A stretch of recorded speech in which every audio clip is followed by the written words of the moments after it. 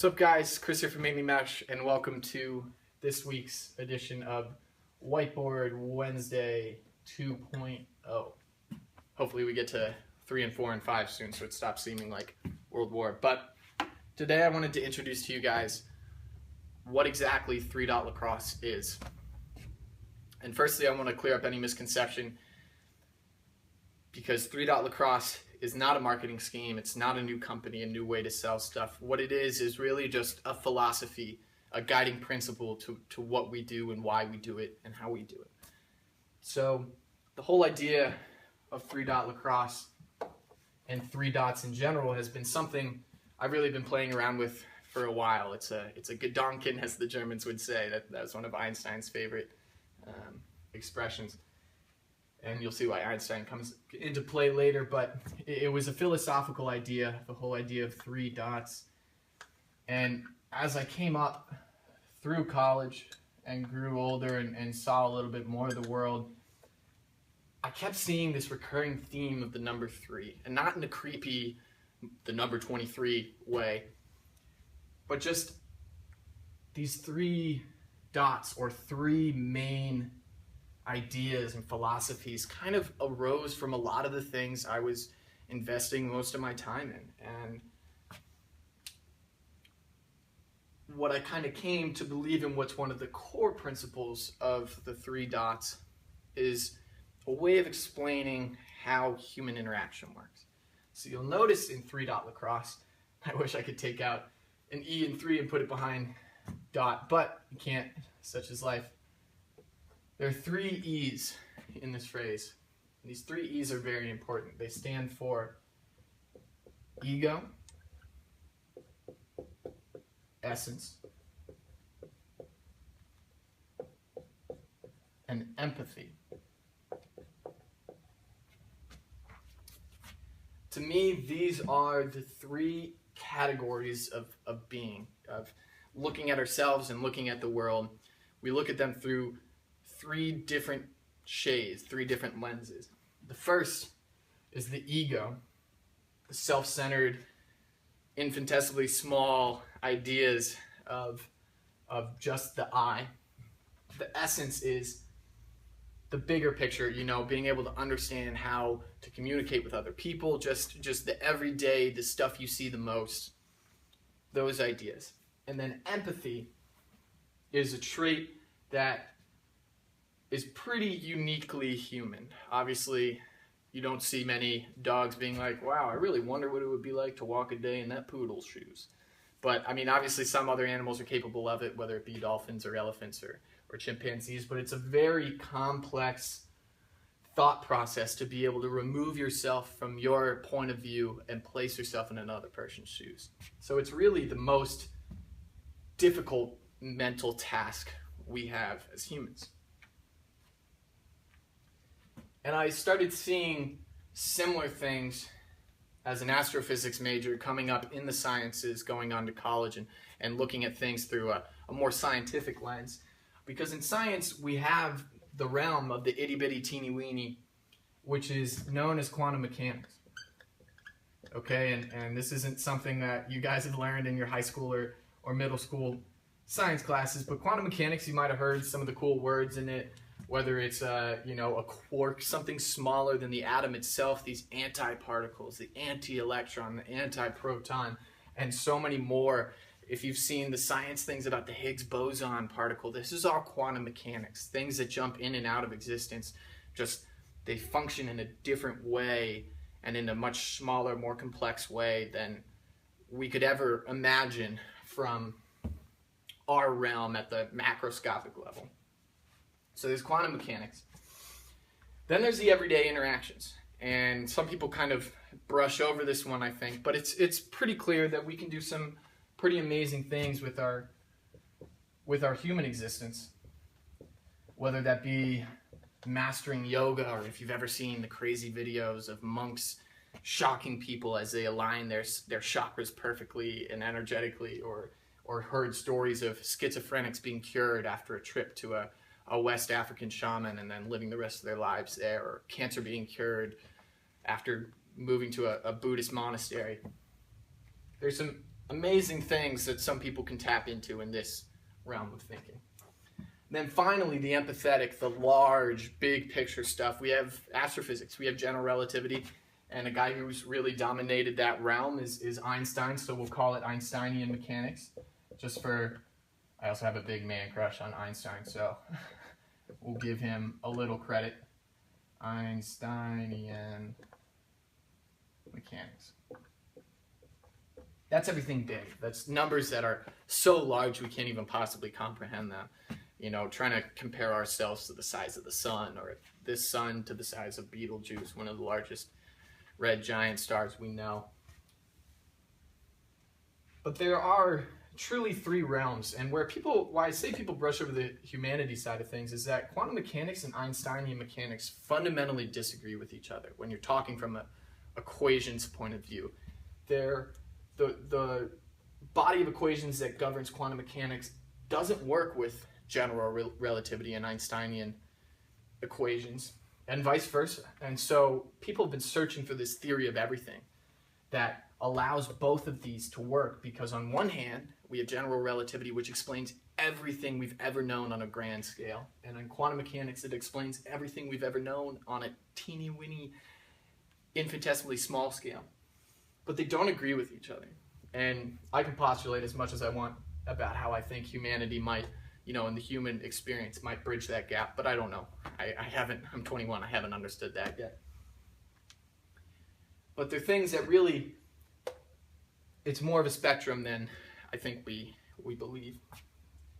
So now where it starts getting a little interesting is, and I'm going to give you guys a little interactive question.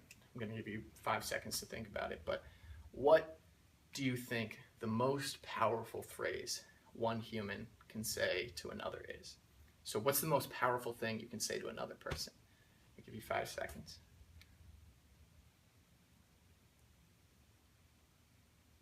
On 3, 1, 2, 3. Now 90 to 95% of you hopefully said, I love you. And with the people I've spoken to here, that's pretty much what everybody says resoundingly. And I find that really interesting, because when we start breaking it down, we have I, the ego. The smallest way we can view the world is through our own lens. Something that is just so concentrated and focused that we can't get past ourselves. There's love, which many people will agree is probably the essence of life. It's why we do what we do, why we're here on this planet, why evolution works is because people want to procreate and consummate their love. It really is the glue that holds things together. And then there's you, the empathetic statement, acknowledging somebody else. And what this phrase does is it combines all three as succinctly and powerfully as possible. Saying I love you is acknowledging where you are in your life, admitting that you feel the essence of life in your body towards another human being, that you can understand where they are at that place in time, and that you accept every last part of them, is such a powerful concept, such an earth-shattering idea, that when we truly say I love you, it's hard to think of anything else that could mean more. And it's because of the way it combines these three realms of thinking. Where this starts to get even more interesting, going back to the scientific ideas, is it's pretty clear that we can master one of these ways of thinking. We can master quantum mechanics if we go get a doctorate and spend 30 years with it. We could master becoming a human, a Buddhist monk or a yogi extraordinaire. We could maybe understand Einsteinian equations and do big things for NASA. It's pretty clear that humans are capable of mastering one of these three. But very few people have mastered two. Such a small number that the only one I can really think of is a man by the name of Stephen Hawking. If you don't know who Stephen Hawking is, he's the guy, you've probably seen jokes about him, or if you've watched epigraph battles of history, he's the guy in the wheelchair who can't move his body because of neurological degenerative disease. And what fascinates me about him is when he broke into the scientific community, already had an incredible grasp of both quantum mechanics and Einsteinian mechanics in a way that no one really else did. And so he came up with the ideas of Hawking radiation. He's recently been breaking down the idea of the firewall and black holes, ideas that really blend quantum mechanics and Einsteinian mechanics in a way that no one else is really capable of. But what fascinates me is that I believe that part of the reason he's been able to go as far mentally as he can is because of his disease. He's shed his physicality. He's shed the ego in a way that other humans can't. It's not rare that somebody can just put themselves in a near comatosis physically while keeping their mind fully active. So what that does is that means he doesn't have to worry about things like eating or walking around or these things that consume our time, even moving fingers. They're things that occupy our physical minds. And since he's shed himself, he's been able to fully understand two incredibly large concepts in humanity. But what does that say about understanding all three? People always talk about wanting to understand God or the divine or whatever you might call it, or a theory of everything as the scientists look for, but is it possible for one human to understand all three?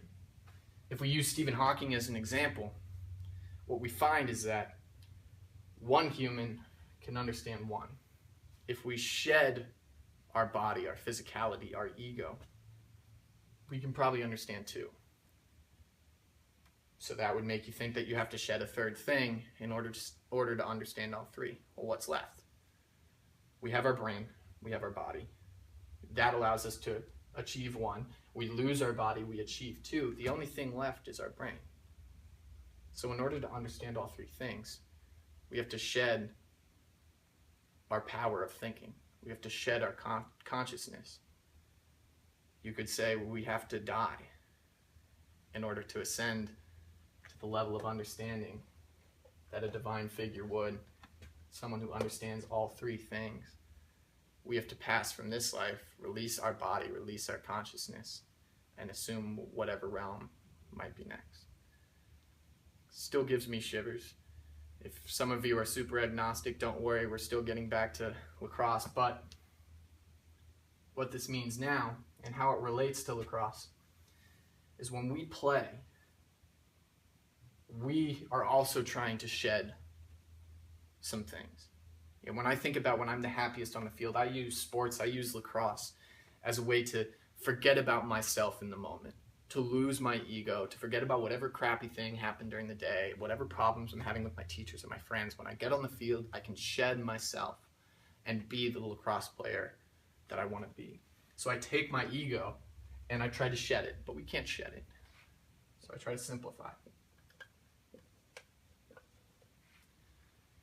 And even the empathetic side of things, no sport is fun if you're only doing it exclusively for other people. If your parents are forcing you to do something with no drive from your own, it's probably not going to be that much fun. And so we, in a way, although it's a team sport, we lose a bit of our empathetic side when we play. There's no NFL football player who's saying, oh, you know what? I've got a pretty athletic body. You know, it'd be a real shame if I didn't help out the New York Jets with it this season, although they could use a little help. But no one plays sports purely for other people. So we shed a bit of our empathy. We simplify a bit of our empathy. And so what do we want to accentuate? What do we want to expand on? The essence. The reason we play the game, the love, the human connection. We want to do one thing, and that one thing is to just play.